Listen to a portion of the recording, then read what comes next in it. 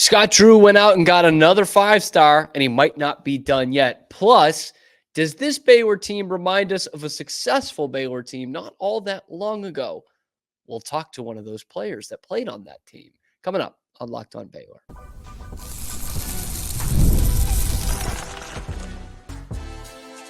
You are Locked On Baylor, your daily podcast on the Baylor Bears. Part of the Locked On Podcast Network, your team every day. Hey there, Bears fans. Welcome to another episode of Locked On Baylor, brought to you by FanDuel and part of the Locked On Podcast Network, where it is your team every day. I'm your host, Cam Stewart of ESPN Central Texas and The Cam Show on Rogue Media Sports Network. Of course, the breaking news of the day is Younde Tessoufou, the 5-star, committing to the Baylor Bears and the first big fish in the 2025 class, and why Baylor might not be done in that category yet. Plus, special guest Connor Martin joining the show, and he's going to talk about one of the teams he played on for Baylor and how this might link to this team and why he's not giving up the faith on this 2024 team, even for a guy who has been in that same kind of locker room. All that's coming up on this episode of Locked On Baylor.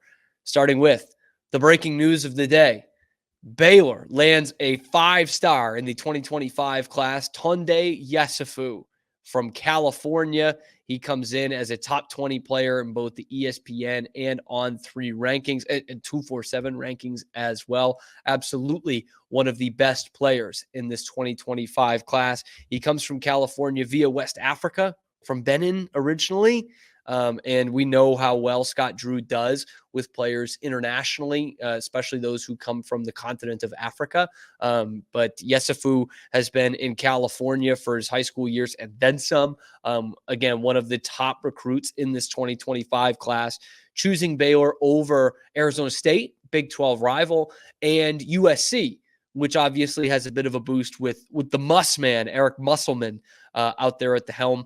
247 has him as a composite 5-star in the number 3 small forward in America and number 15 prospect overall, standing at 6'6" and 210 pounds. Yeah, he's a big kid, and plays above that height as well. You know, he plays some power forward at the high school level. He's obviously not going to be able to really do that at 6'6", but absolutely a wing piece and a guy who could be teaming up with Jason Asamoah if Asamoah does not enter his name into the draft this year as he starts his freshman season. So you could have 2 real high-level wings plus whatever else Scott Rhule is going to bring in this 2025 class. But we did hear from Younde Tessoufou, talked to On3 about his selection. He said, quote, "I selected Scott Rhule because he seems authentic.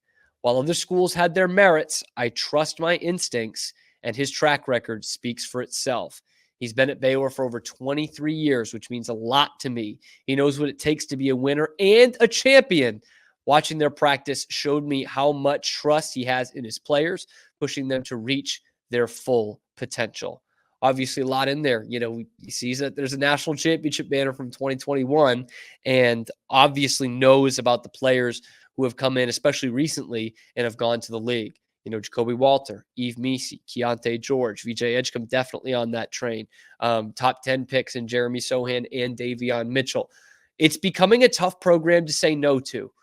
You know, Scott Rhule's track record, like Younde said, you know, it speaks for itself.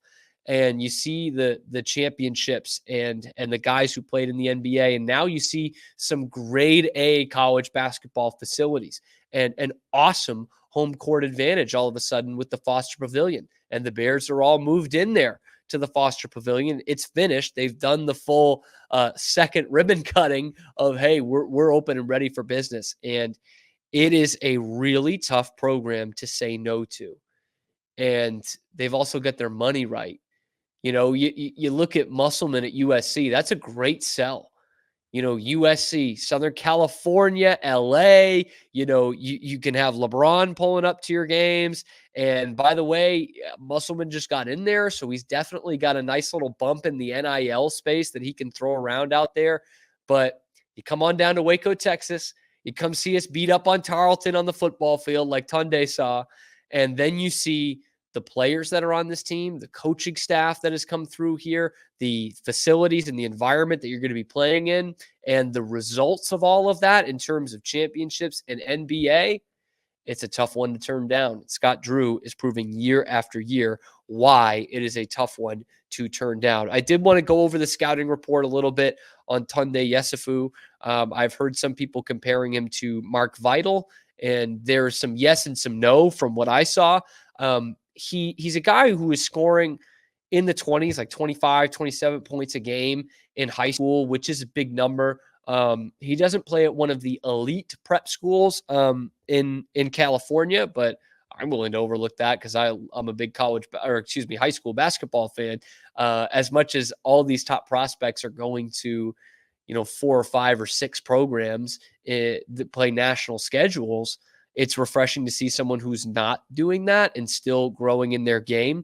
And so Tessoufou is a guy who I think there's a little bit of polish left to be had in terms of his offensive game. I think he can get better and will need some work at the college level, but he comes in here as a big body, an athletic guy who can still score, I think, in double figures at the college level in year one, but a guy whose defensive upside is humongous. That's where the Mark Vital comparisons come in terms of a guy who is gritty, again, plays above his size, the way we're going to see with Norchad Omier at center this year.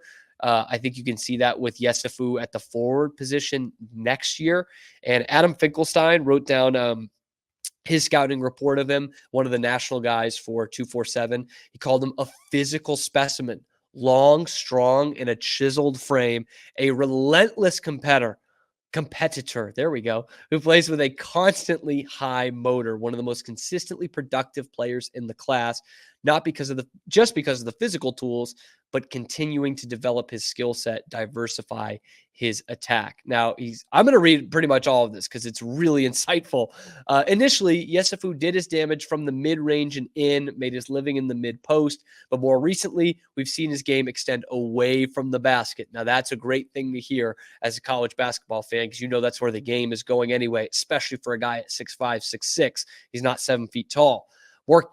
More capable of making open rhythm threes, and ranked in the 85th percentile in shooting off the dribble during that EYBL tournament.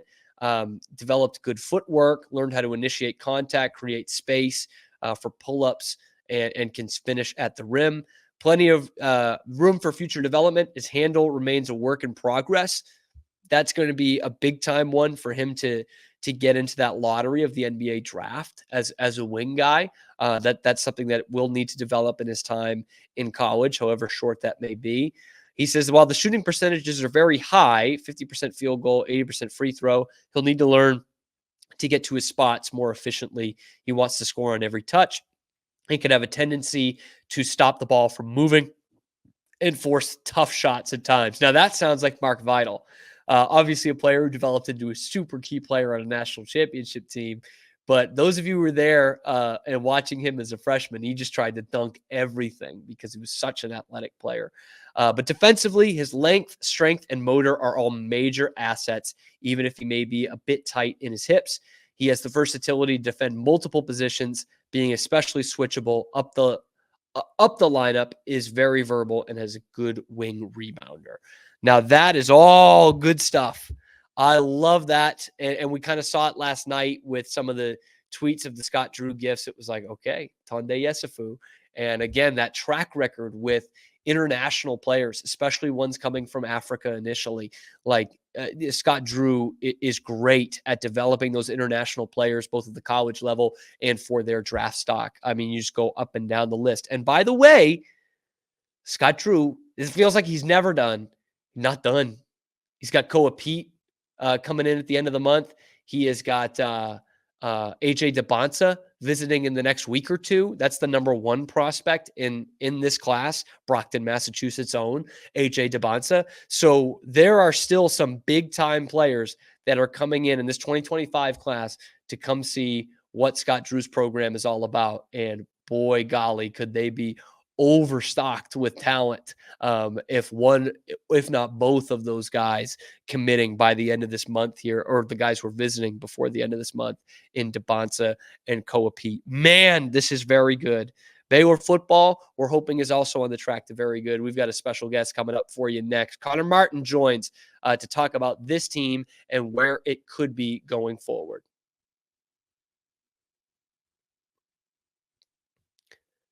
First, I got to tell you about FanDuel. You guys know how much I love FanDuel. You've heard all about it, right? But now you, the NFL fan, you can start the season with a big return on FanDuel, which is America's #1 sportsbook.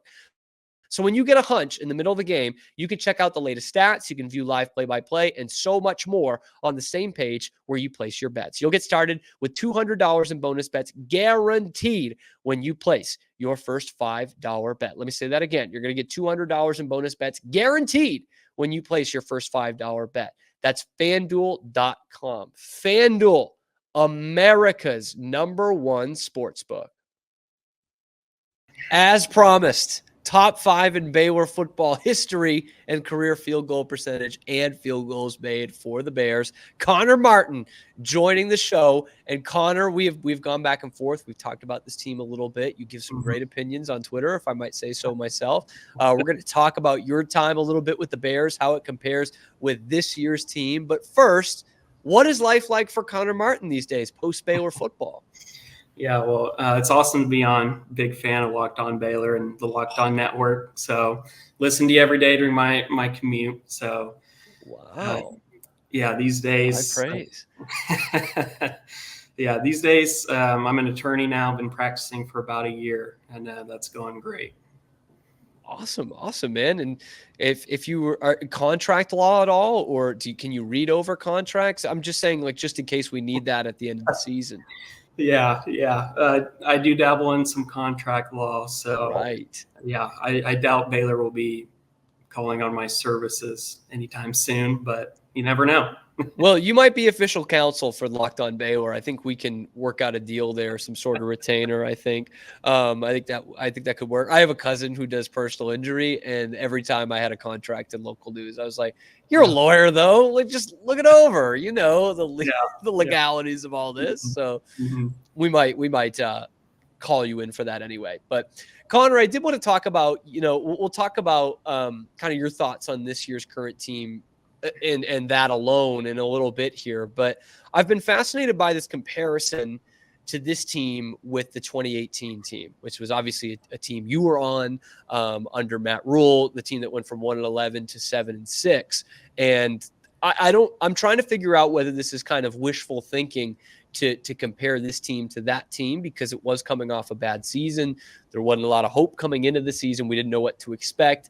And it was up and down, but all good in the end. You win the final game of the regular season against Tech to go 6-6. You win a very exciting Texas Bowl down in Houston. Shout out to Marcus Jones there for a win over Vanderbilt. And it was like the vibes were really high, and it carried over into the next season in 2019. So before we get into kind of the specifics of that year, do you see any comparison in this 2024 team to that 2018 team you were on?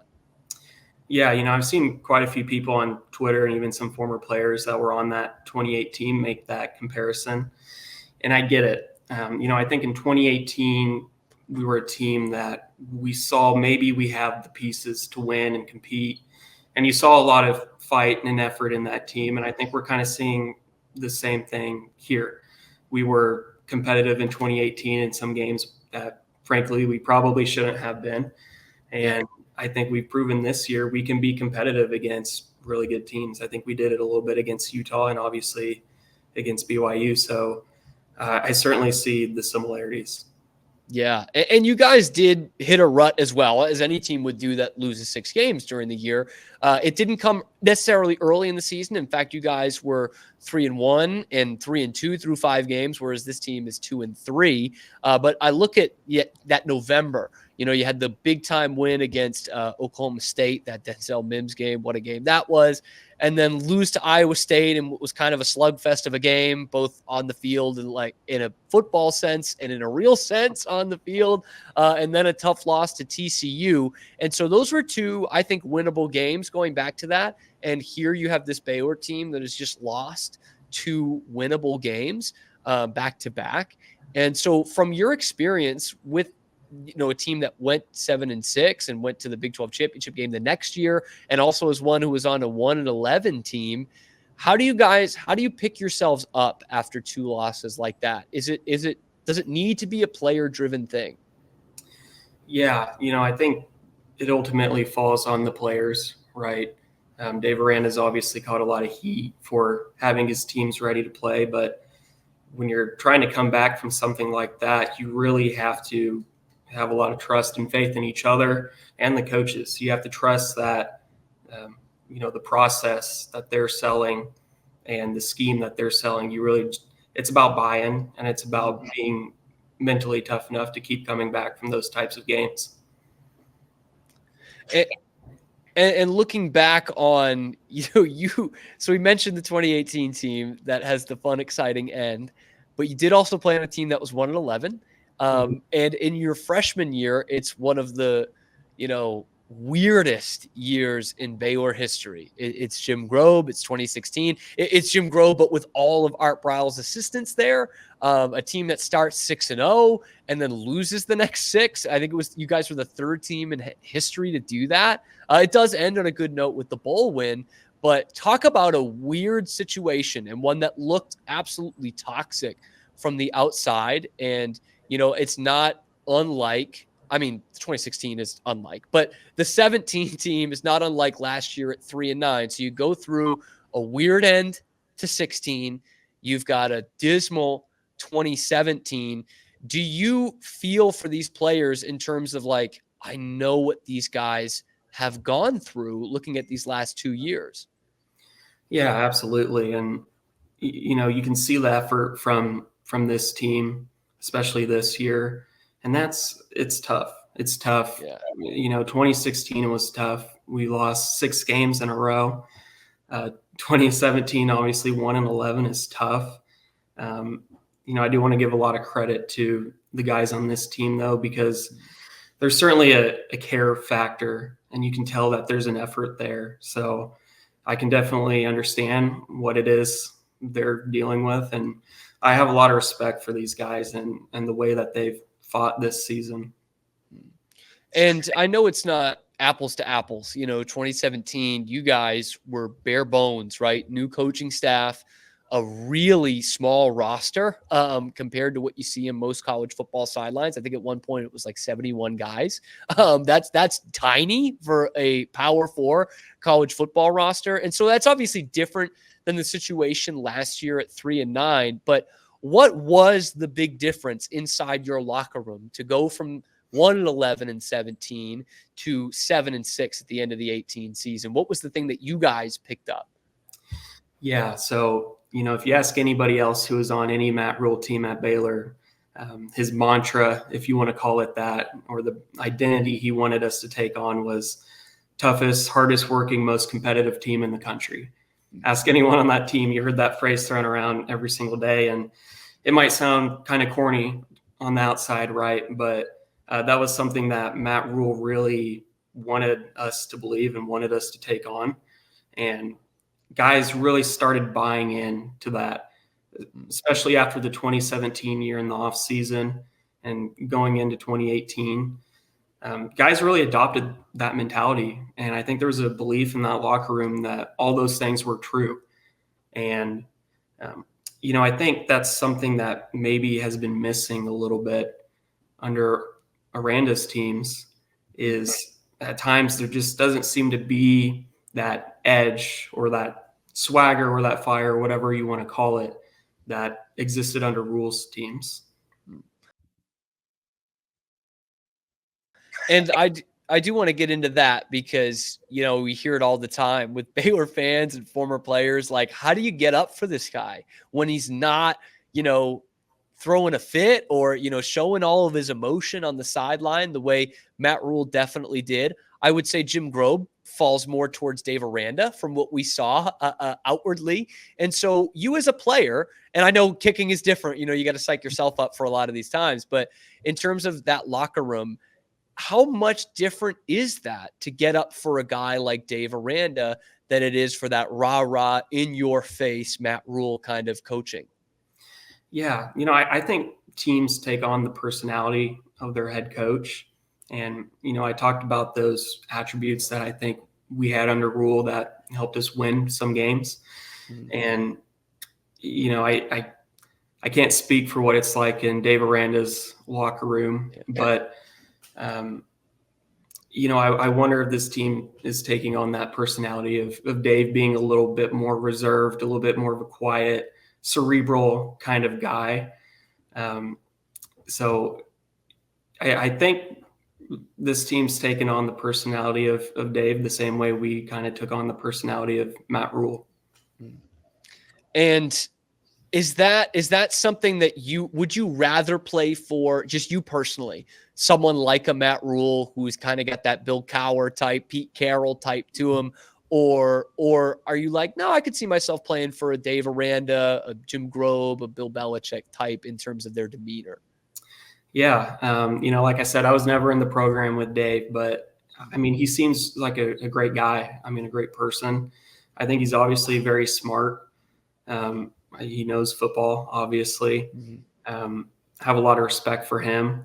Obviously, I also have a lot of respect and belief in what Matt Rhule can do. He did it at Temple, he did it at Baylor, and I think we're seeing him do it again at Nebraska. Mm-hmm. As a kicker, I'd probably prefer the quieter coach that's maybe not so up in your face, but that's a preference based on my position. Mm. And I do want to ask you a Matt Rhule question before we kind of focus on what we've talked about on this team. But I find Matt Rhule to be a really interesting figure in terms of Baylor history. I have become somehow like the stand on the hill truther for Matt Rhule and Charlie Brewer, like kind of out of nowhere. And for the Rhule side, I know there's a lot of people that were upset with him, and he was looking for NFL jobs the years that he was here, obviously left for one after 3 seasons. But I look at what Matt Rhule did in that 18 and 19 and building it back up and setting a foundation for 2021 in terms of like, we could have been set back decades as a program. And Matt Rhule, in his limited success at Baylor, because of his limited time at Baylor, made sure that didn't happen, that we could get the defensive coordinator from a national championship team to come be our head coach. So how do you and your teammates, I obviously know you guys have a real respect and love for Matt Rhule, but how do you guys look at him in terms of Baylor history and how fans should be looking at him? Yeah, well, I would say I'm kind of with you on that hill of a Matt Rhule truther. I'm just a big believer in what he does to build programs, and I have a lot of respect for him. I know people seemed upset that he was showing interest in the NFL and were upset when he did leave. And personally, I don't blame him for that. I don't think any of the players do. Players and coaches, they both want to play or coach at that level. So I don't hold any kind of grudge against Matt Rhule for taking that opportunity. And I don't think any of the players do either. And like you said, he really laid the foundation, I think, for that 2021 team. And as great of a year as that was, and if we didn't have someone like Matt Rhule at that time, who knows where this program would be at right now. Mm. And speaking of where they are at right now, we have talked about this team. And look, I think we both get it. And I'm sure your teammates feel the same way. This team is frustrating, and that's coming from a place of care. You know what I mean? And we talk about 2 straight winnable games that they drop. And I think we talked after the Colorado game, and you were adamant. You were saying this is a better team than last year. I know a lot of people aren't going to see that right now, but this is a better team than last year. What makes you say that? Yeah, I think we've just seen flashes of success on both sides of the ball that we didn't really see last year. We haven't really put together a complete game yet. Yeah. But, I think defensively, we've been a strong defensive team. We're fifth in scoring defense right now in the Big 12. I think Dave Aranda calling plays on that side of the ball is huge, and it's made a big difference. So I've been impressed with that aspect. And on offense, Sawyer Robertson, he's obviously been a great surprise. I mean, he's just been a great game manager. And like I've heard you say on the show, you haven't really seen him throw a ball where you kind of hold your breath or wince or get nervous. So, I mean, we've seen flashes on both sides of the ball, and I think we have the talent. We've seen some great individual efforts and plays, and I think the pieces are there. And it's just me, and I think every Baylor fan is just kind of waiting. When are we going to put together a complete game? Yeah, that's what it's waiting on, because I think a lot of us do share that opinion from what I've seen on Twitter and from the comment section. It's like the frustrating part is that it's playing out on the field and in the results like last year. But I think we can all see that there's something more there. And I do want to ask you about kicking, because I know it can be a lonely situation. It can be a lonely position.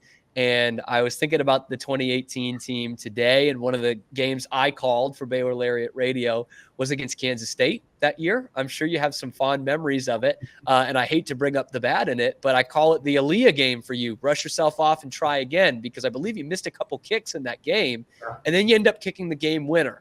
And so that kind of goes to show how lonely it can be, and that people really only remember the final result. And I want to ask you about that, because someone else in the kicker fraternity, Isaiah Hankins, misses a big kick against Colorado, and suddenly the Bears roll out a new kicker last week against BYU. How do you feel for Isaiah in that position, and how much of a toll does that take on you mentally?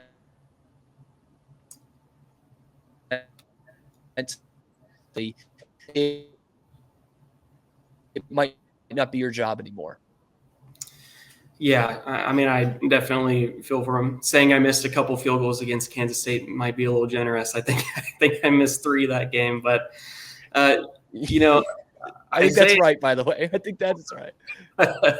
I checked the stats today because I was like, I'm sure Cam's going to bring it up. So I did my homework. I think Isaiah, he's been a solid kicker for us. And when you lose one-score games, it's easy to look at, the kicker, right? It's easy to say, well, if we had those 3 points, that Hail Mary wouldn't have mattered. And, I was a little surprised that Dave made the decision to go with a different guy. I compare my experience playing for Rhule with what I'm seeing now. And Matt Rhule is the kind of guy where if I was in a slump, he's like, I'm going to keep throwing you out there until you start making your kicks. And even if you're missing, I'm going to have confidence in you. So I feel for him. It's hard when your team loses a game like that and you have a miss. And I'm a little disappointed in Aranda's decision to pull him. I don't know if he's hurt or if it was just a decision to pull him. But, yeah, I can certainly relate to that.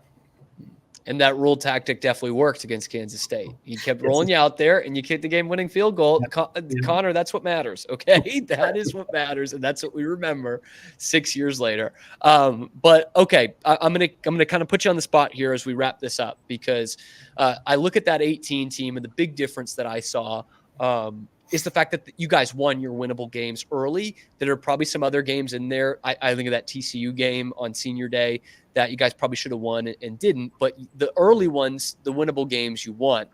And this team has dropped 2 winnable ones in a row. So now looking forward, we all agree bowl game, postseason football is what this team needs and what this coach needs. Do you see an avenue to 6 wins and bowl eligibility for the 2024 Baylor Bears? I do. I think the second half of this season, it looks like a little bit of an easier slate than maybe we thought before the season. Teams like TCU and Kansas and even Oklahoma State have not looked like the teams we maybe thought they were going to be. We get TCU at home, Oklahoma State at home. I think those are winnable games, tough games, but winnable. Houston obviously has to be a layup if we're going to go to a bowl game. And I feel good even about the game at Tech. So I'm not saying we're going to win all those games, but I think we can find 3 wins on the back half of this schedule and get to a bowl game. It's Connor Martin. I think we need to, if we really want this to feel like 2018, there should be a fight in the game this weekend in Ames. I think that will really get the juices flowing towards that 2018 thing. It's at Connor_J_M. You've got plenty of thoughts going on throughout the Baylor games as well, so I don't seem as manic, but you've got a lot going on. Connor, thanks so much for joining the show. I have a feeling we're going to have you on again. And I appreciate you listening, and thank you for bringing all those thoughts about this Baylor football team and linking it back to your career. Yeah, thanks for having me. It was a blast. Sick 'em Bears. Sick 'em is so right. Thank you guys for making it, like Connor, your first listen today and every day. We so appreciate that. As always, drop your thoughts down in the comments below about this Younde Tessoufou signing and also about this year's team, how they get to bowl eligibility. Be sure to like and subscribe, leave that comment, ring the notification bell to get notified every time we're dropping on YouTube or wherever you get your podcast. Once again, thank you for making it your first listen today and every day. We'll be back tomorrow on Locked On Baylor.